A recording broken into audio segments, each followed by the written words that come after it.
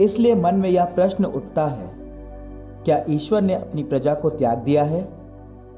निश्चय ही नहीं। मैं भी तो इज़राइली, इब्राहिम की संतान और बेन्यामीन वंशी हूं। ईश्वर ने अपनी उस प्रजा को जिसे उसने अपनाया नहीं त्यागा है।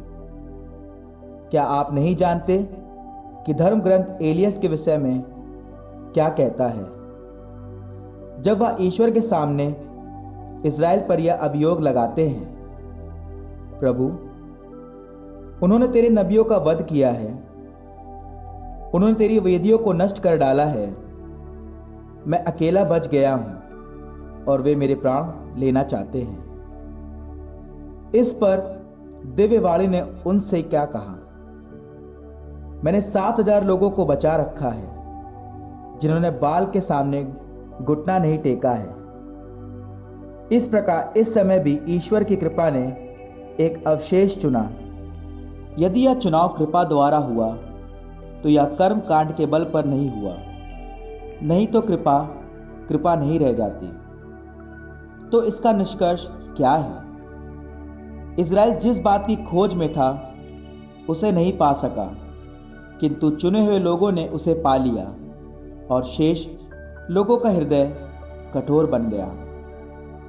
जैसा कि धर्म ग्रंथ में लिखा है, ईश्वर ने उनकी बुद्धि को जड़ बना दिया। उसने उन्हें ऐसी आंखें दे दी जो देखती नहीं और ऐसे कान जो सुनते नहीं, और उनकी यह दशा आज तक बनी हुई है।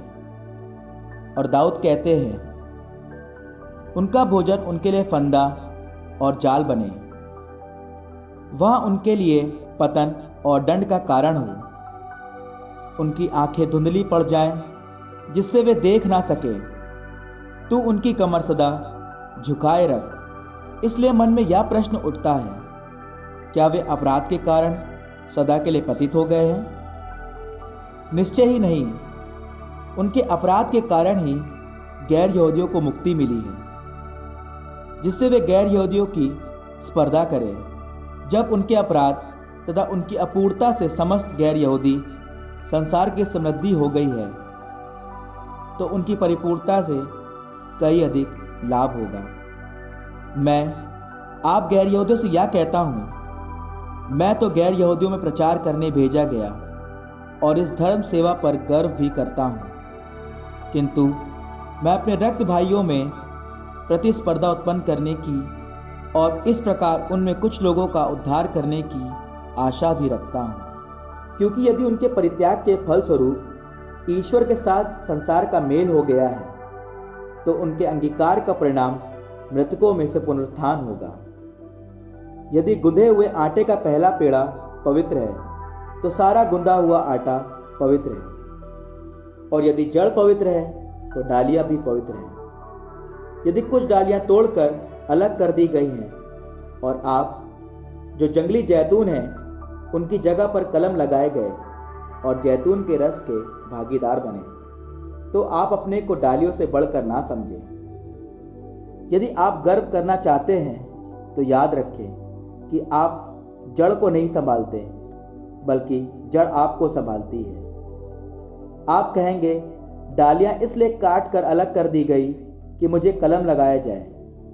ठीक है, वे अविश्वास के कारण काट कर अलग कर दिए गए और आप विश्वास के बल पर अपने स्थान पर बने हुए हैं। आप घमंड ना करें, बल्कि सावधान रहें। यदि ईश्वर ने मूल डालियों पर दया नहीं की, तो वह आप पर भी दया नहीं करेगा। ईश्वर की दयालुता और कठोरता दोनों पर विचार करें। पतित लोगों के प्रति उसकी कठोरता और अपने प्रति उसकी ईश्वरीय दयालुता पर, बशर्ते आप उसकी दयालुता के योग्य बने रहें, नहीं तो आप भी काट कर अलग कर दिए जाएंगे। दूसरी ओर, यदि वे अपने अविश्वास में बने नहीं रहेंगे, तो वे भी कलम लगाए जाएंगे, क्योंकि ईश्वर ने उन्हें फिर कलम लगाने में समर्थ है। यदि आप प्रकृति से जंगली जैतून की डालियां हैं और उससे कट कर अपनी प्रकृति के विरुद्ध असली जैतून में कलम लगाए गए हैं, तो वे कहीं अधिक सुगमता से अपनी प्रकृति के अनुकूल अपने निजी जैतून में कलम लगाए जा सकेंगे। भाइयों, आप घमंडी ना बने, इसलिए मैं आप लोगों पर यह रहस्य प्रकट करना चाहता हूं। इज़राइल का एक भाग तब तक अंधा बना रहेगा जब तक गैर यहूदी की पूर्ण संख्या का प्रवेश ना हो जाए। ऐसा हो जाने पर समस्त इज़राइल को मुक्ति प्राप्त होगी, जैसा कि लिखा है, सियोन में मुक्तिदाता उत्पन्न होगा और वह याकूब से अधर्म को दूर कर देगा। जब मैं उनके पाप हर लूंगा तो यह उनके लिए मेरा विधान होगा। सुसमाचार के विचार से वे तो आप लोगों के कारण ईश्वर के शत्रु हैं, किंतु चुनी हुई प्रजा के विचार से वे पूर्वजों के कारण ईश्वर के कृपा पात्र हैं, क्योंकि ईश्वर ना तो अपने वरदान वापस लेता और ना अपना बुलावा रद्द करता है। जिस तरह आप लोग पहले ईश्वर की अवज्ञा करते थे और अब जबकि वे अवज्ञा करते हैं आप ईश्वर के कृपा पात्र बन गए हैं, उसी तरह अब जबकि आप ईश्वर के कृपा पात्र बन गए हैं वे ईश्वर की अवज्ञा करते हैं, किंतु बाद में वे भी दया प्राप्त करेंगे। ईश्वर ने सबको अवज्ञा के पाप में फंसने दिया क्योंकि वह सब पर दया दिखाना चाहता था। कितना अगाध है ईश्वर का वैभव, प्रज्ञा और ज्ञान, कितना दुर्बोध है उसके निर्णय, कितने रहस्यमय है उसके मार्ग। प्रभु का मन कौन जान सका, उसका परामर्शदाता कौन हुआ। किसने ईश्वर को कभी कुछ दिया है जो वह बदले में कुछ पाने को दावा कर सके। ईश्वर सब कुछ का मूल कारण, प्रेरणा स्रोत तथा लक्ष्य है। उसी को अनंत काल तक महिमा। आमीन।